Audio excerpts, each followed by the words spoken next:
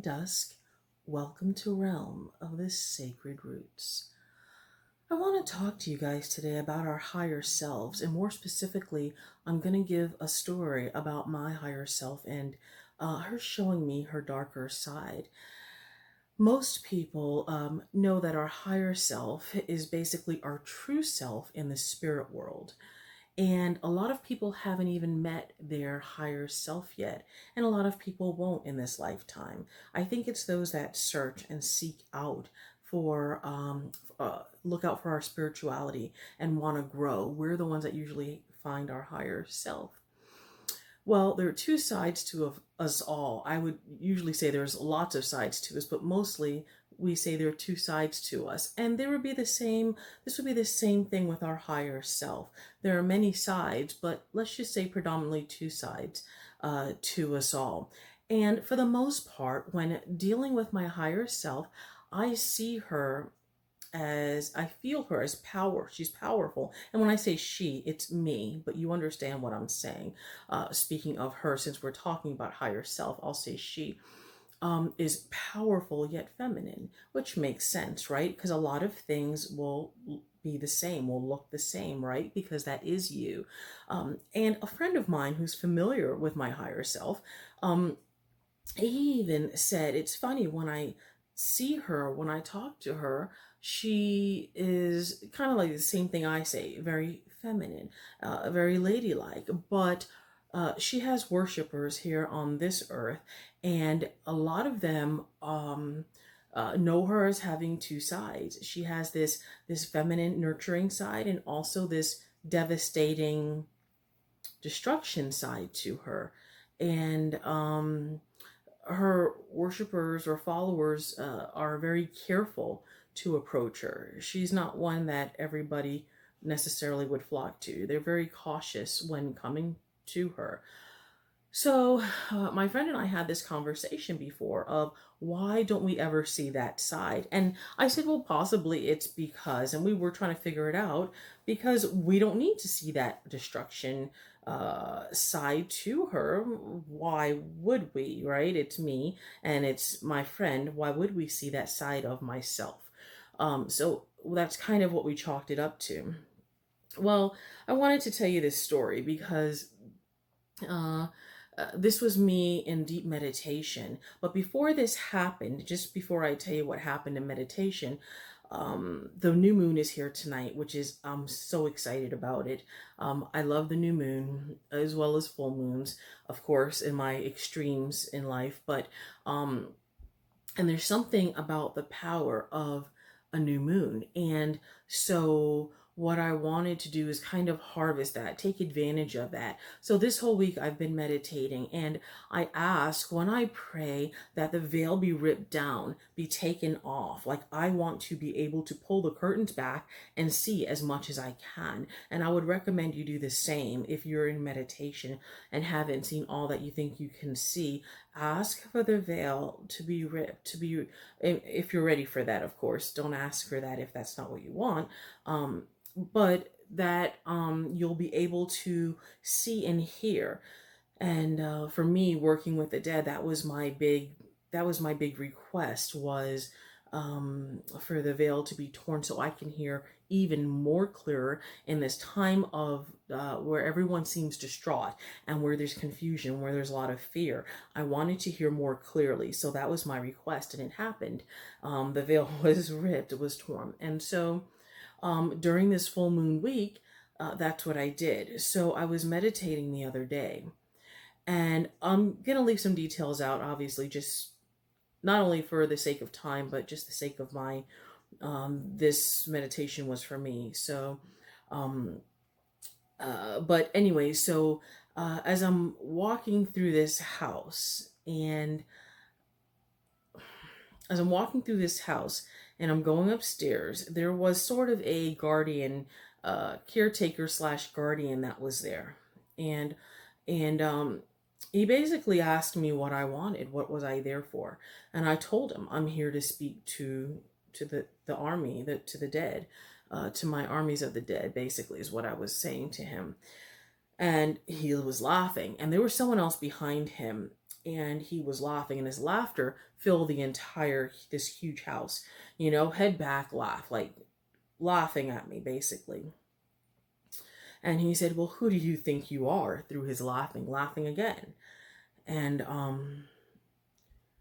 as I turned in my meditation to look at him, to tell him who I was and not who I am, who my higher self is, which is who I am, but not my physical name. As I turned to him to tell him who I was, my physical head literally turned as well. And my face contorted where I could no longer control that. I wasn't controlling it. And my face went into this form. I felt it, and I saw it in my vision as it was happening.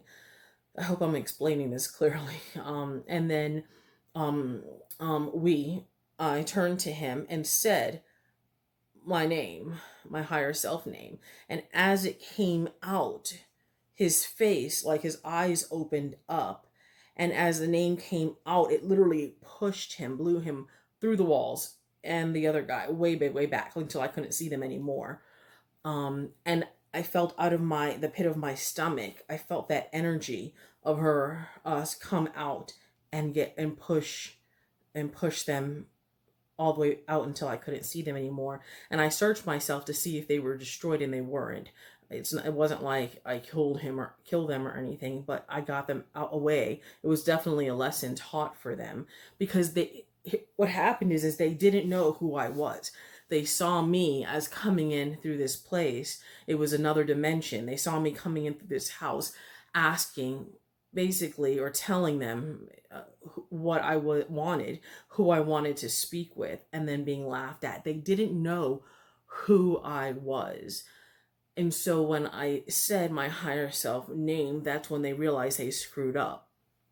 So, and they were just doing their job, which is being a gatekeeper. So basically after that, I ended up walking on a platform. We were walking on a platform, and I saw thousands, millions of dead below us. Almost in this pit, no fire, but like a pit. Millions. There were so many. As much as you can see, with their hands raised up as if they wanted us. They wanted something from us. I felt like to be used. To be used by us, which is, kind of what we do.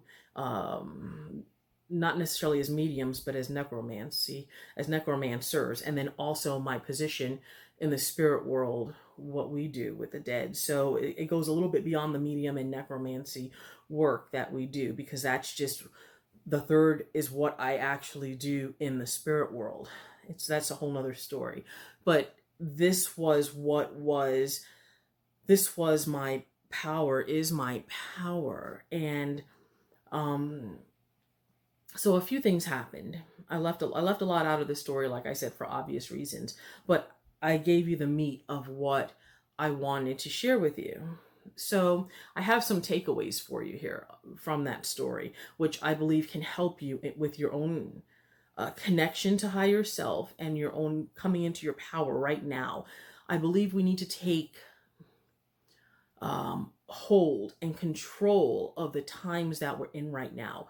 Don't let what's happening distract you. And the video prior, I think it was prior to this one, or a couple prior to, it was kind of like a prophecy that I received about a web being spun, and what was coming was of a foreign nature. Basically, it wasn't of this world. And the prophecy basically said that this was a distraction.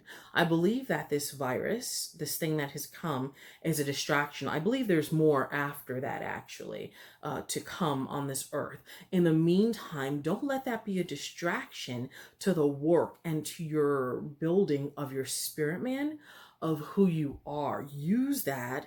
Use the elements and use this crisis to become more powerful, okay? To grab and gain the power that is due to you. No matter what path you walk, you need to take that power and grab it, take it, take charge of it. There are some things I want you to pay attention to. The new moon, let's start with that right now. I need you to tear that veil so you can see what's on the other side. So you can see past the fear, past the anxiety, past the panic, the tension, the physical needs of what's happening right now. Tear that veil down. You need to be able to tap into spirit more now than ever before. This is a distraction. Remember that. This is a distraction. Use this time right now. Find a quiet spot and ask to tear that veil. Number one. Number two, tonight is the full moon or the new moon. Use that. Use that new moon energy, that dark matter, that dark energy. Use that in order to harness it, in order to manifest what you need to manifest. It's very important that we start to do this. We need to have the power in order to defeat what's coming next. So that's really important in order to do that. It takes time to discover your full higher self, the fullness of who your higher self is. It's taken me a while because that meditation was practically new and it was fresh. And so all of it's not revealed. So the whole point of that is you are more powerful than you currently are right now. Okay? No matter how powerful you are, no matter how many skills you have in the magic world, no matter how much you can make something manifest, you are more powerful than you currently realize. But you need your higher self to show you that, to walk you through that. It's really important because you need to operate at your best right now. You need to have a clear head, and it's really difficult. It was difficult before the dramist came into the world, right? We had to balance everything. Now it's even more difficult. So press in. You can do it because you're going to reap this wonderful harvest that is absolutely worth your attention. Not everyone can see you. Not everyone can see your higher self. And that's why I wanted to tell you that story, because once you're challenged, once people, spirits, they see you, they don't always see what's behind you. They don't always see what that power is. They know there's something different about you. They know there's something special about you. They know you have power, right? You can tell when someone has juice, but they might not know what's behind it. And when I was challenged and my higher self came out and did what it did, it was like, whoa, what the bleep. And that was the first time I actually saw my higher self in power of not this delicate flower, but what the fuck. This is why people honor her. It was pretty awesome. It was pretty awesome. That's all I can say. So not everyone can see who you actually truly are. And there's a reason for that. There are plenty of reasons for that. So remember, your power is much greater than what you think it is. And that's pretty awesome that there's more to discover. It's important for you to know there are other dimensions, but there's definitely another dimension out there that's parallel with us. I'm sure there are many, but there's definitely at least one other dimension out there that is parallel with us that you can travel to, that will show you everything that belongs to you.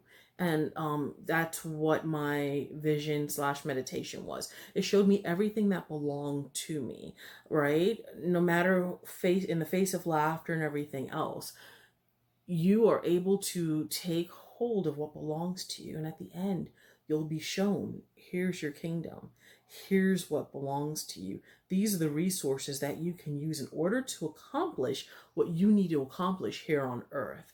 That's pretty awesome. That's pretty powerful that you can travel and check it out and see. Now, things will look familiar in that dimension because they're of you. They are from you. You built that. You created that. That is who you are. So that's why things will feel familiar to you. When you're challenged, ensure that you stand tall.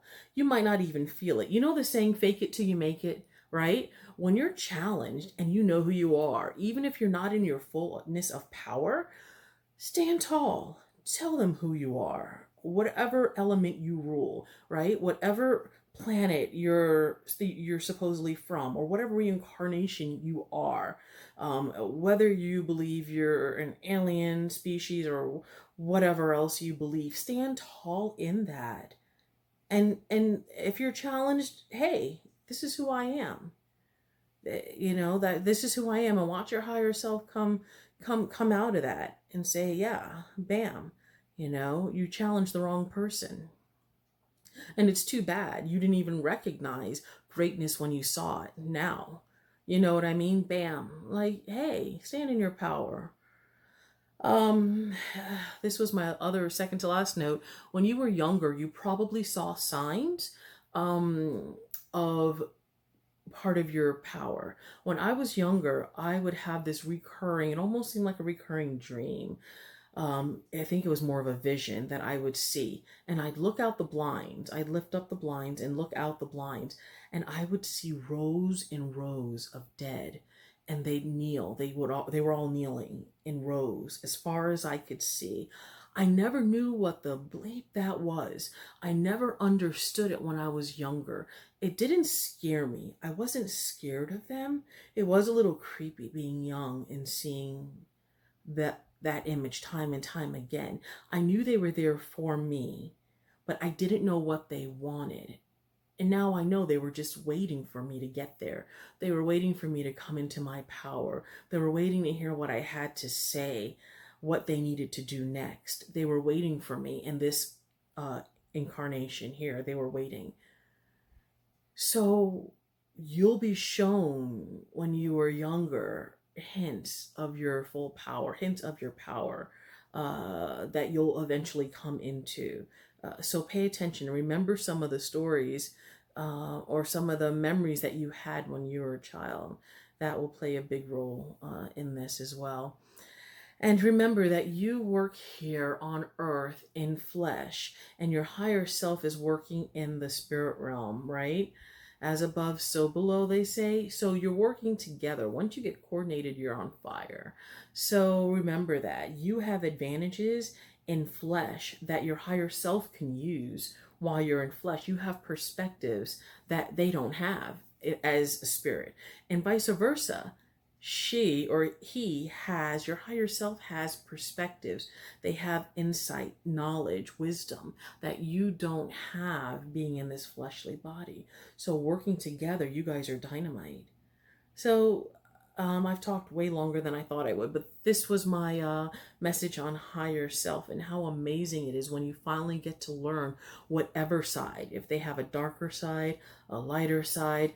Once you open the veil, remove the blinders, use that new moon and find out who the heck you are and the power that you stand in. And once challenged, stand up to that, and then you'll be shown what to do to you, what is yours to command.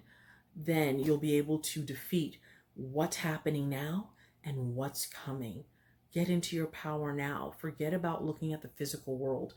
Get your stuff together for the physical world. I understand that.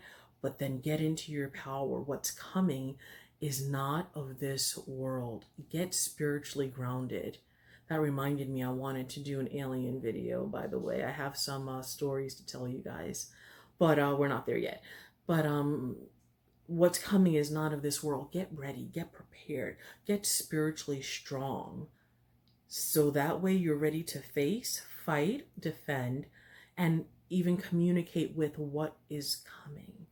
Okay, guys, so thank you for watching. Please like and subscribe if you haven't already. I really appreciate that because it helps me with my numbers. And, you know, I don't mind having lower numbers. I've thought of that. That's a whole nother story. But initially, I thought I would want a lot of numbers, a lot of people, but not necessarily. I actually enjoy having a smaller group. I mean, I of course would like to grow, but I enjoy having those that actually want to watch the videos because they're not for everybody. They're for the select few. They're for the select few who have ears to hear the messages that are being put out there. So, okay, guys, I'll see you next time. Bye.